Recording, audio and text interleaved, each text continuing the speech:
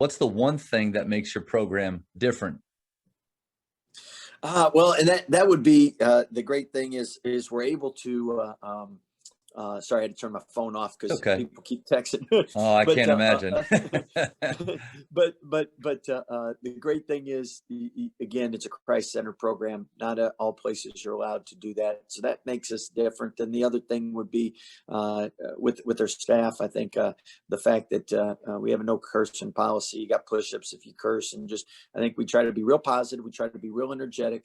We try to hold people accountable, and each year we try to get better at that. But at the same time, we want people to come to practice and be excited to be at practice. We want them excited to be in the gym. We don't want them like, oh man, I got to listen to this guy yell at me for 2 or 3 hours today. So we want this to be a safe place to come, a place that they have a goal, the players that come in, and we have a goal, and we want both to achieve our goals together. And normally the teams that win allow people to have opportunities to play professional, and most guys come in wanting to play in the NBA. So if they can reach that goal and dream, that means we've reached it together, and we've had success, and they've developed, and being a part of that is so rewarding.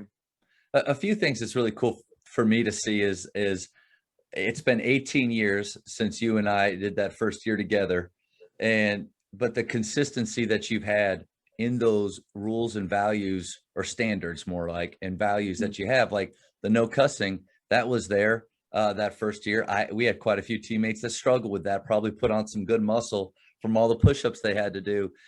You were one of the first coaches I'd ever had that really it's like you wanted us to have a good time at practice, because it'd always been almost that Hoosier type practice of it's not for your enjoyment. My practice aren't for your enjoyment, but you were different. Coach Tang beating the drums, and then jock jams in the gym. So really cool to see that. Yeah, you haven't changed, and you've remained consistent in those ways over the years. Well, first of all, you're the only one that remembers jock jams, because the new guys, can you believe they don't even know what jock jams are? That's what's crazy. So we've adjusted the music we play, but again, and this is why it's so important for us, the vets, and that's what we call you, Coach Sam, and everyone else. When you guys come back and you pour into the young guys we have, because you laid the foundation, and if we didn't have the success with starting to develop our culture with your group, it couldn't have been sustained with the next year and the year after and the year after. So again, you're such a big part of that. We don't get a chance to listen to jock jams as much, but I will tell you, during COVID, we had a segment where I was one of the only coaches that could work guys out because I had COVID. Right. And so it was one-on-one with me, and I had to go throw the jock jams in. So they got an introduction to jock jams. They actually thought it wasn't as bad as they thought. I didn't think they would. Just give it a chance. Give it a chance. Cotton Eye Joe, all that stuff. Yeah. We will rock you. Like, it's just good stuff. Good stuff.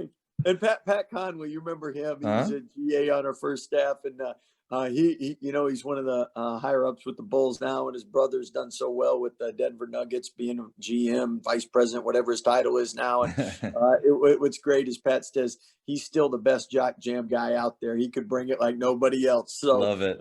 at least there's a couple of us that remember. Yes, sir.